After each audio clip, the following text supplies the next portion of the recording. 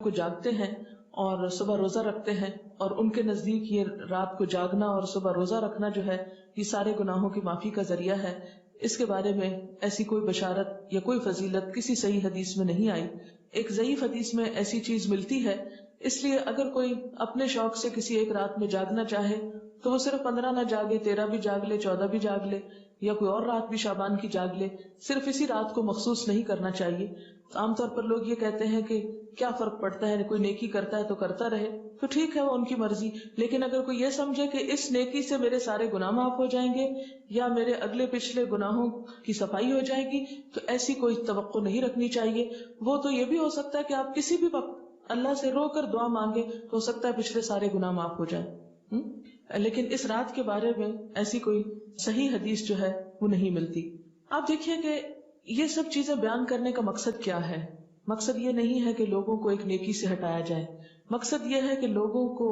خود ساختہ بوجھ سے نکالا جائے۔ جب ہم دین میں کوئی چیز خود ایجاد کرتے ہیں، خود اس کی فضیلت بنا لیتے ہیں، اس کی پابندی کرتے ہیں، تو بسا اوقات ہم اپنے اوپر ناروا بوجھ ڈال لیتے ہیں۔ یہود و نصارہ کے ہاں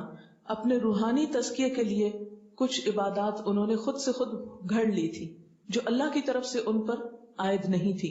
آہستہ آہستہ کیا ہوا، وہ اصل عبادات سے بالکل دور چلے گئے اور خود ساختہ عبادات اپنی گردن پر لاد لی، اور نتیجہ کیا ہوا کہ وہ ایک وقت آیا کہ وہ بالکل دین سے بیگانہ ہو گئے۔ آج ہمارے معاشرے میں بھی ہم دیکھتے ہیں کہ جو اصل دین ہے اس سے ہم کوسوں دور ہیں، جو کرنے کے کام ہیں وہ ہم کرتے نہیں، اور جو نہیں کرنے کے کام ان کو ہم بہت پابندی سے کرنا شروع ہو گئے ہیں۔ اس کا نتیجہ کیا نکلا ہے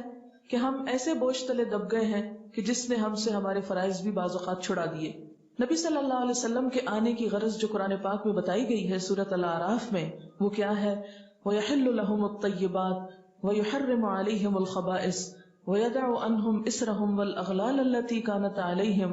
اور پاکیزہ چیزوں کو وہ ان کے لیے حلال بتاتے ہیں اور گندی چیزوں کو ان پر حرام فرماتے ہیں، اور ان لوگوں پر جو بوجھ اور طوق یعنی پچھلی شریعتوں نے ڈال دیے تھے ان کو دور کرتے ہیں۔ تو نبی صلی اللہ علیہ وسلم نے پچھلی شریعتوں کی سب من گھڑت عبادات کو ختم کر دیا اور صاف ستھرا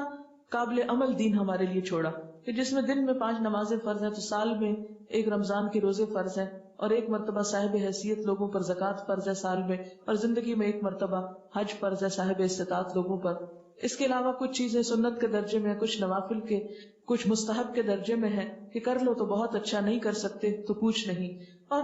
کبیرہ گناہوں سے بچنے پر زور ہے۔ پھر صغیرہ گناہوں کو بھی ڈسکریج کیا گیا، بہت زیادہ ریچولز میں لوگوں کو نہیں الجھایا گیا، بہت زیادہ پابندیاں ان پہ نہیں لگائی گئیں۔ لیکن جو ہی ہم دین کا نام لیتے ہیں تو ہمارے سامنے کرو اور نہ کرو کچھ ایسی چیزیں آ جاتی ہیں کہ جو عموماً پریشان کر دیتی ہیں۔